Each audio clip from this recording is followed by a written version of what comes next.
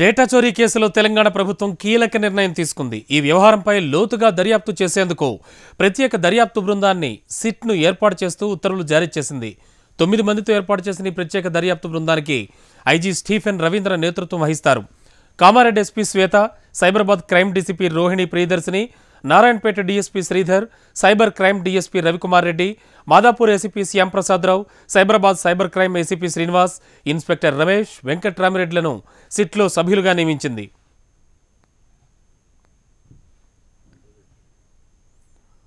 ఏపీకి సంబంధించిన డేటా చోరీ అయిందన్న వ్యవహారంపై హైదరాబాద్ జంట కమిషనరేట్ల పరిధిలో మాదాపూర్, ఎస్ఆర్ నగర్లలో ఇప్పటికే 2 కేసులు నమోదయ్యాయి.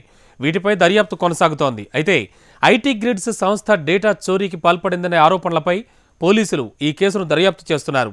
ఈ వ్యవహారం క్లిష్టంగా మారిన నేపథ్యంలో 2 కేసులను ఒకేసారి దర్యాప్తు చేస్తే బాగుంటుందన్న ఉద్దేశ్యంతో సిట్ ఏర్పాటును కోరుతూ తెలంగాణ డీజీపీ మహేందర్ రెడ్డి రాష్ట్ర ప్రభుత్వానికి లేఖ రాశారు. దీంతో రాష్ట్ర ప్రభుత్వం సిట్ను ఏర్పాటు చేస్తూ ఉత్తర్వులు జారీ చేసింది.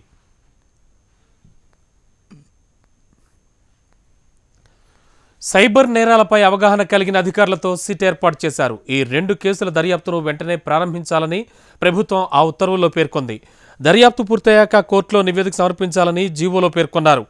ఈ కేసు విచారణలో హైదరాబాద్, సైబరాబాద్తో పాటు రాచకొండ పోలీస్ కమిషనరేట్, సిఐడి పోలీసుల సహకారం సైతం సిట్ తీసుకోనుంది. రేపటి నుంచి ఈ కేసు దర్యాప్తును సిట్ చేపట్టేందుకు ఏర్పాట్లు చేశారు. డీజీపీ కార్యాలయంలో సిట్కు ప్రత్యేక ఛాంబర్ను కూడా కేటాయించారు. మరింత అదనపు సమాచారం రవితేజ్ అడిగి తెలుసుకుందాం. రవి, ఏం జరిగింది? సిట్ ఏర్పాటుకి సంబంధించి ఎటువంటి ఇనిషియేషన్స్ వచ్చాయి? అలాగే సిట్ రేపటి నుంచి ఏం చేయబోతోంది?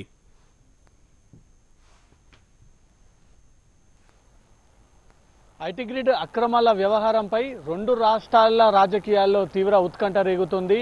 ఒకరిపై ఒకరు దుమ్మెత్తి పోసుకుంటున్నారు.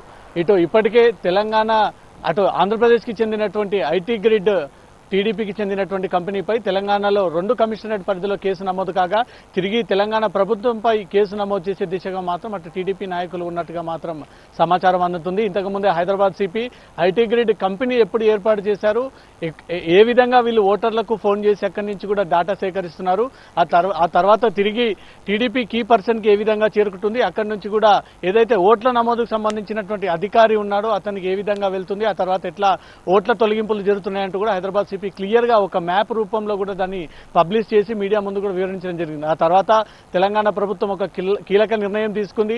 సిట్ 9 మంది అధికారులతో కూడినటువంటి ప్రత్యేక బృందం ఏర్పాటు చేయడం జరిగింది. దీంట్లో ఐజీ స్టీఫెన్ రవీంద్ర నేతృత్వంలో ఈ యొక్క టీం రేపటి నుంచి కూడా రంగంలోకి దిగి ఈ అక్రమ డాటాకు సంబంధించినటువంటి పూర్తి విచారణ రేపటి నుంచి చేపట్టనుంది.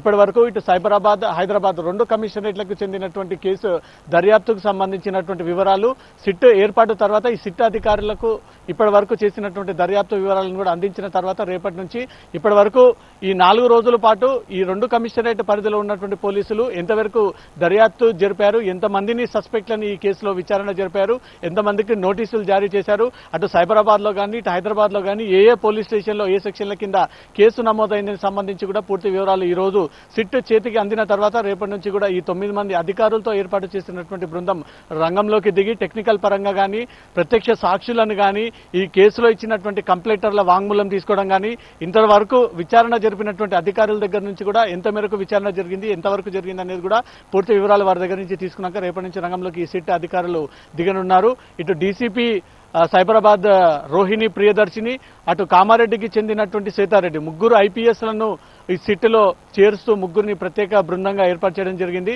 డిఎస్పీ స్థాయి అధికారులని 4, 2 ఇన్స్పెక్టర్లను కూడా మొత్తం 9 మందిని సిట్గా ఏర్పాటు చేసి టెక్నికల్ పరంగా సాక్ష్యాలను సేకరించడము, ఆ తర్వాత క్లౌడ్ పాస్వర్డ్ని పూర్తిగా ఎలా డిస్ట్రాయ్ చేసి దాంట్లో నుంచి సేకరించడం, వీటన్నిటినీ అన్ని యాంగిల్స్లో కూడా ఈ 9 మంది బృందం పనిచేసి నిజంగానే ఏపీ ప్రభుత్వం డేటా చోరీకి పాల్పడుతుంది, ఈ ఐటీ గ్రిడ్ నిజంగానే ఇక్కడి నుంచి ఏపీ ప్రభుత్వానికి చెందినటువంటి ఓటర్లకు ఫోన్ చేసి వారి యొక్క వ్యక్తిగత డేటాను సేకరించి ఈ రకంగా నిజంగానే వచ్చే ఎన్నికల్లో కూడా వీరు వచ్చే ఎన్నికల్లో కూడా వీరు దగ్గరుండి ఈ పార్టీకి ఓట్లు వేయాలంటూ కూడా నిజంగానే అలాంటి కార్యకలాపాలు సాగిస్తున్నారనే దానిపై కూడా సిట్ నిష్పక్షపాతంగా ఈ యొక్క కేసు దర్యాప్తును ముందుకు సాగిస్తుంది. కాబట్టి ఐజీ స్టీఫెన్ రవీంద్ర నేతృత్వంలో ఈ 9 మంది అధికారులతో కూడినటువంటి బృందం రేపటి నుంచి కూడా రంగంలోకి దిగి ఎంత మేరకు వీరు డేటాను సేకరించారు, ఎంతమంది ఓట్లు తొలగించారు, నిజంగానే వీరు ఆరోపిస్తున్నటువంటి వైసీపీ నాయకులు ఆరోపిస్తున్నటువంటి విధంగానే ఇటు ఏపీ రాష్ట్రానికి చెందినటువంటి ఓటర్లు ఇటు హైదరాబాద్లో స్థిరపడిన తర్వాత